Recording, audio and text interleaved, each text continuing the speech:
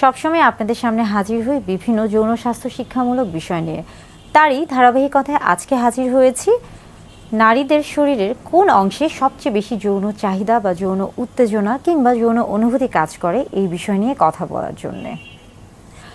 প্রথমে বলে থাকি যে একটি সুস্থ যৌন জীবনের জন্য নারী পুরুষ উভয়ের ক্ষেত্রে কিন্তু জানতে হবে যে তার শরীরের কোন অংশে সবচেয়ে বেশি যৌন অনুভূতি কাজ করে বা উত্তেজনা কাজ করে বা যৌন আবেগ কাজ করে। কেননা অর্গাজম অর্থাৎ সবচেয়ে বেশি যৌন তৃপ্তির জন্য কিংবা অর্গাজমের জন্য আসলে এই বিষয়টি জানা অত্যন্ত গুরুত্বপূর্ণ। বিশেষ করে স্বামী স্ত্রী উভয়ের ক্ষেত্রে উভয়কে জানতে হবে এবং উভয়ের এই বিষয়গুলোকে গুরুত্ব দিতে হবে। আজকে কথা বলবো নারীদের কোন অংশে সবচেয়ে বেশি যৌন অনুভূতি বা যৌন তৃপ্তি রয়েছে বা কোন অংশগুলো সবচেয়ে বেশি স্পর্শকাতর। আমরা জানি যে যে অংশগুলি সবচেয়ে বেশি স্পর্শকাতর হয়ে থাকে সেই অংশগুলোতে আসলে দেখা যায় যে সবচেয়ে বেশি যৌন উত্তেজনা কাজ করে। নারীদের ক্ষেত্রে যদি আসি সেই ক্ষেত্রে পুরুষদের মতো নারীদের শরীরে যেমন নারীর জননাঙ্গের যে একটি অংশ রয়েছে এবং এটি কিন্তু স্ত্রীর বা নারীর শরীরের বাহিরে বা বাহ্যিক দিকে এটা অবস্থান করে থাকে এবং এটি মূলত ক্লাইটোরিস। ক্লাইটোরিসের মধ্যে কিন্তু অনেক বেশি যৌন উত্তেজনা কাজ করে থাকে।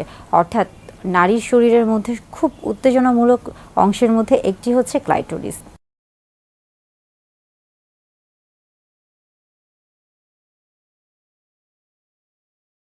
ক্লাইটোরিস ছাড়াও কিন্তু আরও বেশ কিছু অংশ রয়েছে, যেমন আমরা বলে থাকি যে জি স্পট। জি স্পটটা আসলে কি?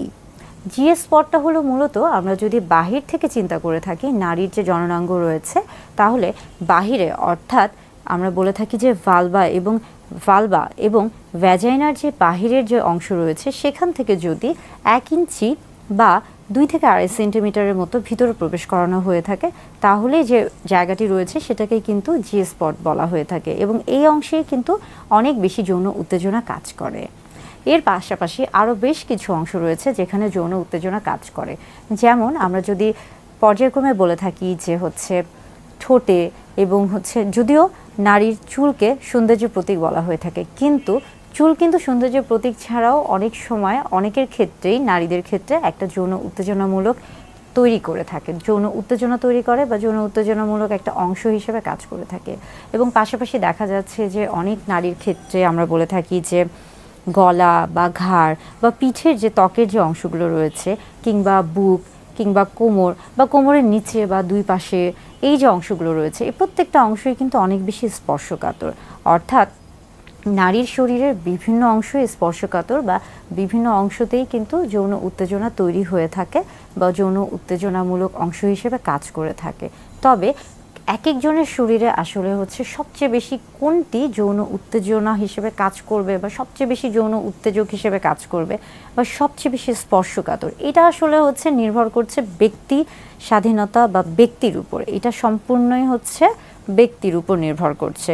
তবে বেশিরভাগ ক্ষেত্রে নারীদের ক্ষেত্রে দেখা যাচ্ছে যে ক্লাইটোরিসের সবচেয়ে বেশি যৌন উত্তেজনা কাজ করে এবং সেখানে যদি যৌন উত্তেজনা বা যৌন অনুভূতি দেয়া হয়ে থাকে তাহলে সবচেয়ে সহজে বা দ্রুত অর্গাজম বা যৌন তৃপ্তি পাওয়া সম্ভব হয়ে থাকে।